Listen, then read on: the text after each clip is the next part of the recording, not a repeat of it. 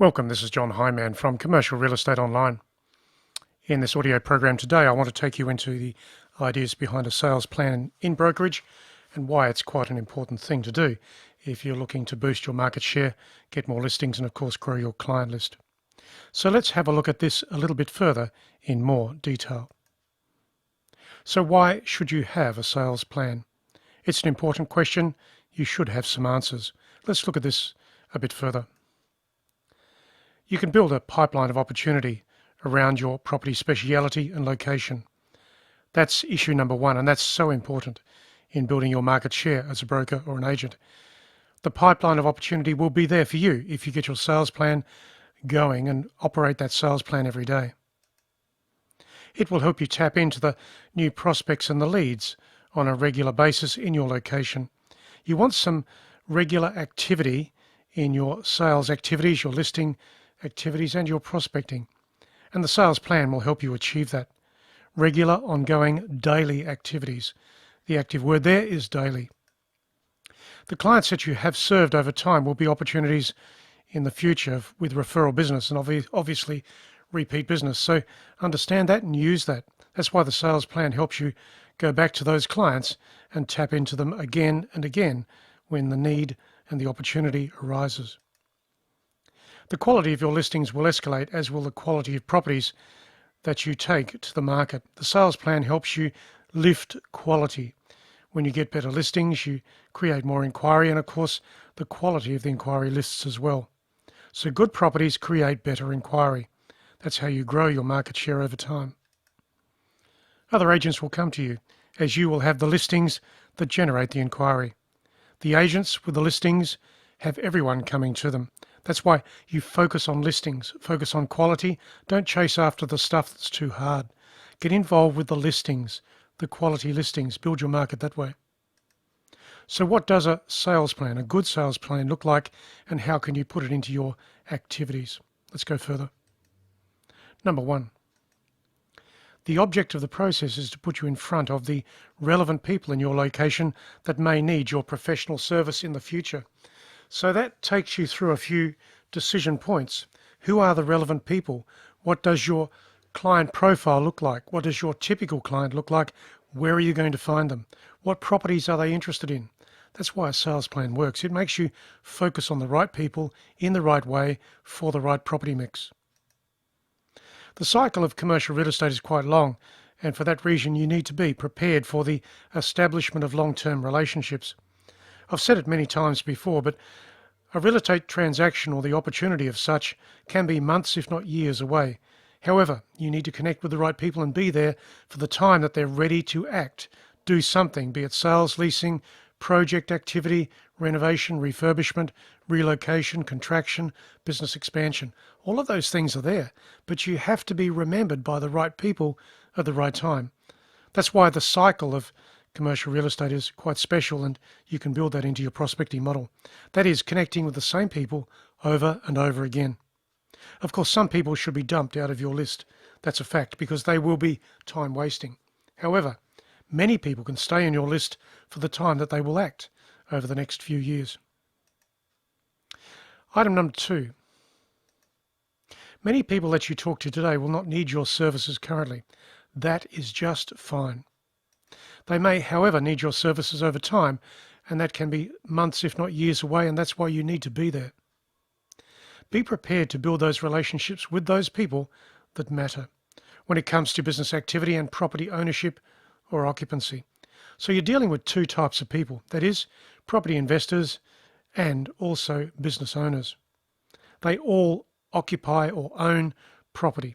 That's why you should be there and talk to them every day. Item number three. When you are connecting with more people on a regular basis, you will need points of relevance and information to use in the process, the connection. So what are those things? What can you use? Why will they listen to you? Well, those bits of information from the local property market will help you engage and also converse in a professional way with the right people. So you can use newsletters, social media, email marketing, telephone calls, direct mail, and brochures. And of course, somewhere in all of those will be meetings. That's a good idea. Point number 4. Understand the quality of properties in the local area that should be the targets for your prospecting. Determine the ideal property type, the location of that type of property, also the precincts that you should be digging into. That means you split up your area into A, B and C zones, A and B being the zones where you get most of your business. And most of your business will be 80% of your business from the A and B precincts, the A and B properties. When you have a list like that, you know how you're going to engage with people, connect with people, and create the right conversations. Don't be random, be specific when you engage with people. Identify the property owners behind each of those properties and in the precincts, and establish an ongoing program with those people, with those property owners. How are you going to connect with them? How frequently are you going to do that? And of course, what sort of database or tracking system will you use? All of those things will help you. Those questions will help you align your thinking and your actions to the right people, the right properties, and in the right process. So getting in front of relevant property owners should be the first step to establishing ongoing contact. The active words there are getting in front of relevant people. It's a very personal type of industry. You need to meet people. They need to know you. They need to trust you. That's how you build your business over time. Trust is in there. Be relevant, real and direct. Connect with people. Point number 5. You will find that some of the people in the marketplace are or could be wasting your time. Sure, you'll strike those people every day. That is fine. So, you can move on. You don't have to waste time with people that are not the right people for your client profile, your property ownership records, and also those that could act in the future. Or indeed, they may just be too difficult to deal with. Make your choices, keep the quality of your connections at the highest level with the right people in the right way. Dump the people that are going to waste your time. Be selective with who you relate to and why you do so. In some respects, you build a filter of contact into your database and your prospecting model. Know who you are connecting with and why you are doing it. Remove the people from the list that are wasting your time.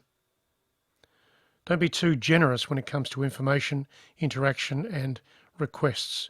Make sure that the right person is engaging with you and that their request is genuine.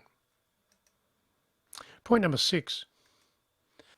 Track and measure your contact systems so you know when your prospecting model is improving. And it will, but you just need to see that. And when you see it happening, you'll feel better about what you're doing and you'll improve the frequency and the quality. You can and should improve your dialogue to help the ongoing contact process over time. Now, what does that involve? What does dialogue improvement involve? Simple. Practice will be required. Every day before you get to work, before you leave for the office, you can practice your dialogue, your conversations, your ability to connect with people and create conversations about property matters in sales, leasing, and or property management. Practice will fast track just about everything that you do. Be confident and direct with the voice that you're using, the ideas that you convey, and the conversations that you create. Number 7. A system of this type requires an action plan and consistent effort. It doesn't matter where you are, what types of properties you work on, the brokerage you work within, or your client types. An action plan and consistent effort will bring everything together. It will create the knitting of ideas, the knitting of momentum and results over time.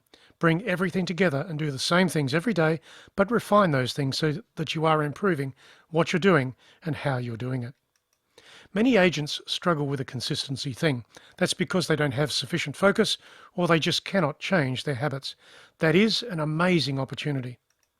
The habits that you develop will help you build your market share. So be prepared to shape your habits, grow your habits, improve them.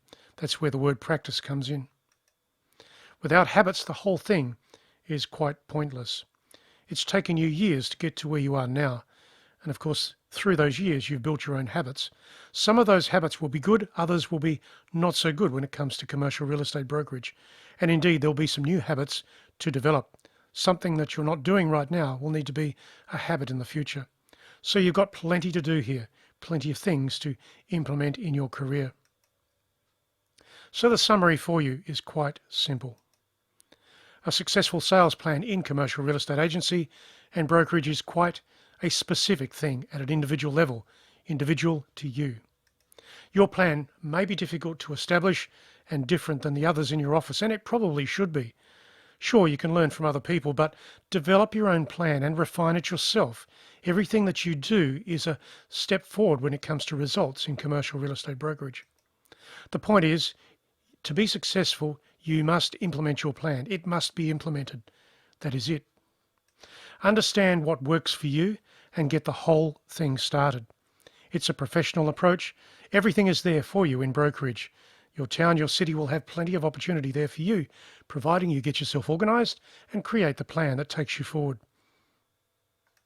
So that is the end of the program, and my name is John Hyman.